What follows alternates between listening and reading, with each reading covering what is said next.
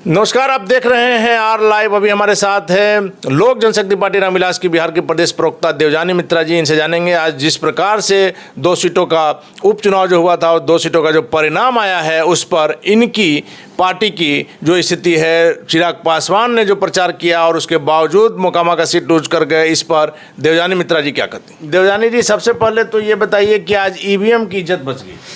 जी हाँ, वो तो बची है, लेकिन आपका मोकामा में जिस ढंग से वहाँ पे जीत हुई है वो मैं तो बोलूँगी वो पार्टी सेंट्रिक नहीं है।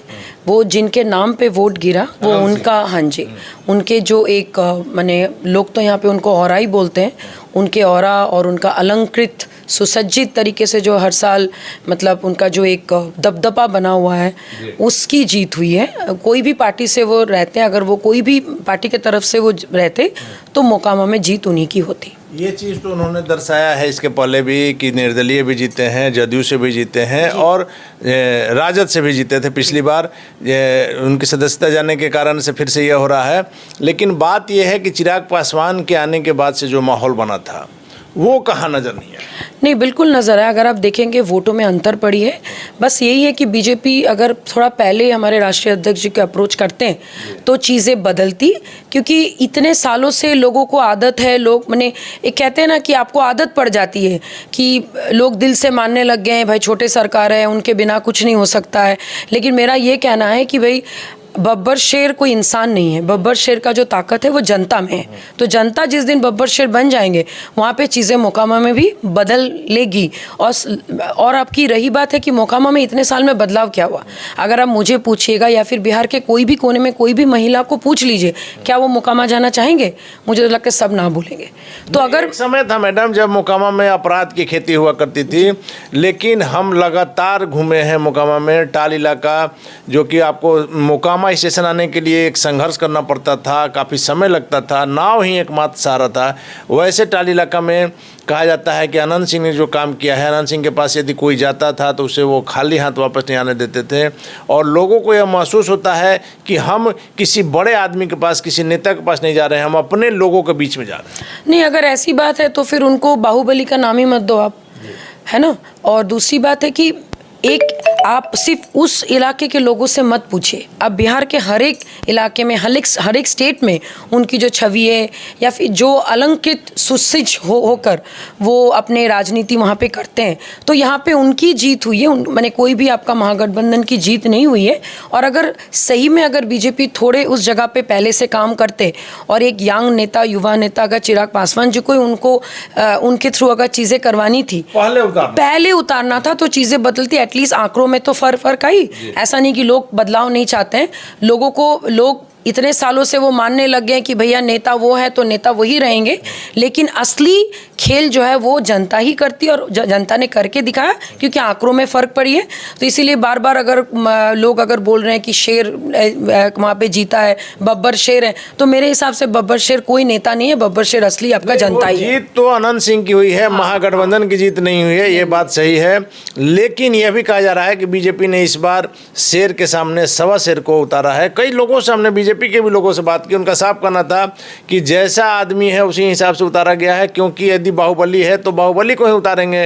धन बल सारा चीज़ का आपको पता है कि बिहार के चुनाव में लगातार कई दशक से होते आया है और हमें लगता है कि अभी होते रहेगा। वैसी स्थिति में यह जो हार है, जो माना जा रहा था कि बीजेपी का साथ है, चिराग पासवान लास्ट टाइम में उतरे, चिराग पासवान का जो बाढ़ से लेकर मोकामा तक को जो शो था वो एक ऐतिहासिक शो था। लेकिन भीड़ जो है वो वोट में कन्वर्ट नहीं हुई। डेफिनेटली नहीं हो पाई, लेकिन जो भी हुआ है अच्छा ही हुआ है, क्योंकि एटलीस्ट आंकड़ों में फ़र्क पड़ी है। लेकिन अगर सही में उनको उतारना था और अगर ये बीजेपी ने पहले से ही सोच के रखा था तो मुझे लगता है अप्रोच थोड़ा पहले करते, 1 महीना पहले करते, 2 महीना पहले करते, या बहुत पहले से ही चीज़ें सही होती तो आज बीजेपी की वहाँ पर जीत होती जैसे गोपालगंज में जीत हुई है। मैडम, बीजेपी को यह एहसास हो गया चुनाव के दरमियान ही, नॉमिनेशन से लेकर लगातार हमने वहाँ का कवरेज दिखाया है, बीजेपी को जब एहसास हो गया कि हम यह सीट नहीं जीत पाएंगे तब उसे चिराग पासवान की याद आई। चिराग पासवान से लगातार मीटिंग का दौर चला और अंततः बीजेपी ने चिराग पासवान को मना लिया। लेकिन चिराग पासवान के पास 3 दिन का समय, 3 दिन भी हम नहीं बोलेंगे, जिस दिन आए उसी दिन ही वो निकल गए हैं। तो मैं तो बोलूँगी लास्ट 2 दिन में उन्होंने जो किया और हमारे पार्टी ने जितने भी सपोर्ट किया, हमारे राष्ट्रीय अध्यक्ष जी का ऑरा, उनका जो एक पॉजिटिव जो हमारे जनता के बीच में वो दिखा, और तभी आपके आंकड़ों में फ़र्क पड़ा है। जीत तो भले ही गए क्योंकि भाई वो पार्टी सेंट्रिक नहीं था, वो आदमी सेंट्रिक था, तो वो तो जीत गए, लेकिन ये जीत को एक कहते हैं ना कि जीत के हारने वाले को भी बाजीगर कहते हैं, तो यहाँ पे लेकिन बाजीगर जो बोलेंगे वो बीजेपी है और डेफिनेटली हमारे राष्ट्रीय अध्यक्ष जी है, क्योंकि आंकड़ों में फ़र्क पड़ी है। अब आगे 2024-25 में चीज़ें डेफिनेटली बदलेंगी। लेकिन आरजेडी कह रही है कि चिराग पासवान को जिस वोट के लिए ले जाया गया था, पासवान वोट की संख्या भी वहाँ अच्छी खासी है, पिछड़े अति पिछड़े, वह वोट जो है चिराग पासवान के जाने के बाद भी पलटा नहीं जा सका। आरजेडी के खेमे में जो वोट था उसी खेमे में रहा। नहीं, ऐसा बिल्कुल नहीं है। अगर ऐसा होता तो मैं तो बोलूँगी कि आरजेडी की भी या फिर महागठबंधन की भी ज़रूरत नहीं थी आनंद सिंह जी को। वो अकेले अगर निर्दलीय होके भी पहले भी जीते हैं, वो जीत जाते।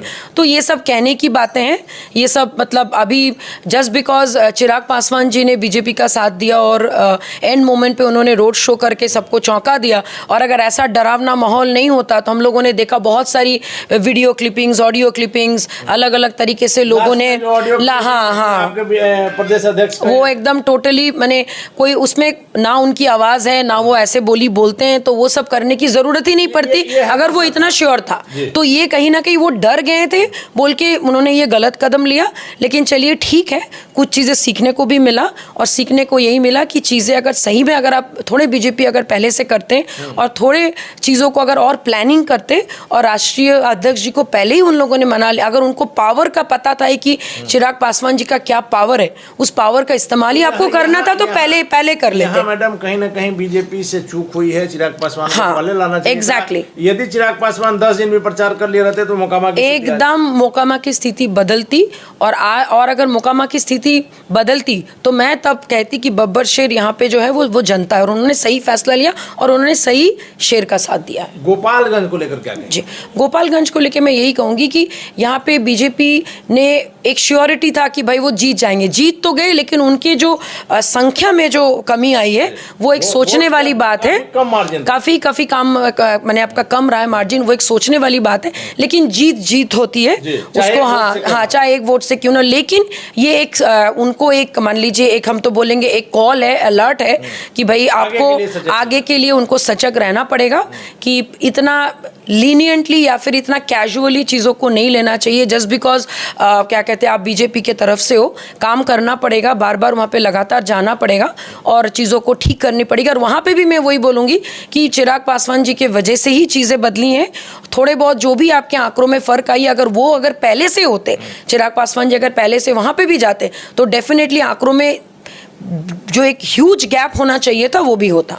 मैडम 2 सीटों पर उपचुनाव हुआ था, हालांकि एक सीट दोनों गठबंधन को मिला है, लेकिन फिर भी बीजेपी का जहां मनोबल गिरा है, महागठबंधन का मनोबल निश्चित तौर पर टाइट हुआ होगा।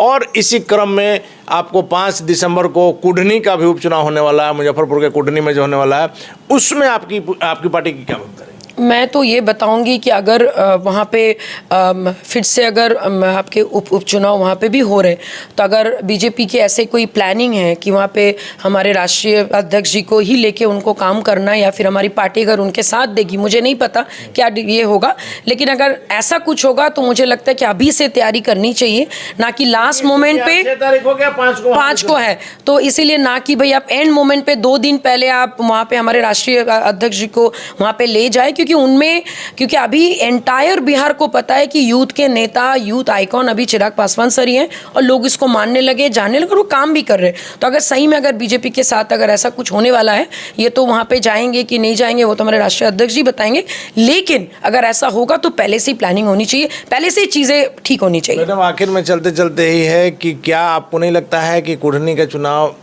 लोजपा आर को लड़ना चाहिए? इससे क्या होगा कि बीजेपी भी फुल सपोर्ट करेगी, चिराग पासवान जो इधर दौरा कर रहे हैं उनको भी अपनी ताकत का एहसास हो जाएगा, और अच्छी खासी संख्या है। ऐसे तो चिराग पासवान जाति से बनकर नेतागिरी नहीं करते हैं, लेकिन कुढ़नी का जो चुनाव है वो निश्चित तौर पर यदि चिराग पासवान लड़ते हैं तो उनको भी अपना एहसास हो जाएगा कि मेरा क्या कद बढ़ रहा है। देखिए ये तो डिसीजन वही लेंगे फाइनल, अभी ऑलरेडी वो देखिए लड़ना तो चाहिए डेफिनेटली, लेकिन फाइनल जो एक ऑथोराइज जो आपका ये है कि पार्टी के पक्ष में क्या है, हम लोग को अपने अपने आंकड़े भी देखने होंगे, हमारे राष्ट्रीय अध्यक्ष जी चीज़ों को कैसे आगे लेके पार्टी के भविष्य के बारे में क्या सोच रहे हैं। अगर वो सारी चीज़ें सही जगह बैठेंगी, सेम पैरेलल लाइन पे बैठेंगी, सेम आपके एक लेंथ पे होंगी, तो आई थिंक चीज़ें सही दिशा पे जानी चाहिए। और कुडनी अगर चिराग लड़ते हैं तो निश्चित तौर पर रिजल्ट कुछ अलग होगा, कुछ अलग होगा। और अगर बीजेपी के तरफ से भी अगर वो अगेन उनका साथ देते हैं तो मैं तो बोलूँगी कि भाई चीज़ें पहले से ही प्लान होनी चाहिए। एंड मोमेंट पे आपको अगर अपना माने अगर आप सर को, अगर हमारे राष्ट्रीय अध्यक्ष जी को अगर आप ऐसा मिसाइल अगर आप उतारना चाहते हैं तो ऐसा मिसाइल से हमेशा काम नहीं चलेगा, क्योंकि उनका पावर बहुत बड़ा है, उनका ऑरा बहुत बड़ा है, एक पॉजिटिव ऑरा है और एक काम कर रहे हैं। तो पहले से ही चीज़ों को प्लान कर लेनी होगी, पहले से ही चीज़ों को सेट करके आपको उस जगह को अगर बदलना है और अगर विकास के लिए कर रहे हैं तो डेफिनेटली चीज़ें पहले से प्लान होनी चाहिए। धन्यवाद मैडम। तो ये थे हमारे साथ लोक जनशक्ति पार्टी रामविलास की बिहार के प्रदेश प्रवक्ता देवजानी मित्रा जी, जिनका साफ तौर पर कहना है कि मोकामा में स्थिति इनकी बेहतर है। चिराग पासवान को काफ़ी देर से बुलाया गया, यदि समय मिलता तो निश्चित तौर पर आज मोकामा की भी तस्वीर अलग रहती। लेकिन चिराग पासवान का ही असर है कि वोटों का मार्जिन जो है पहले से जीत का अंतर घटा है, और कुडनी में यदि चिराग पासवान लड़ते हैं या बीजेपी पहले से उन्हें वहां सेट करती है तो निश्चित तौर पर वहां इनका प्रभाव देखने को मिलेगा।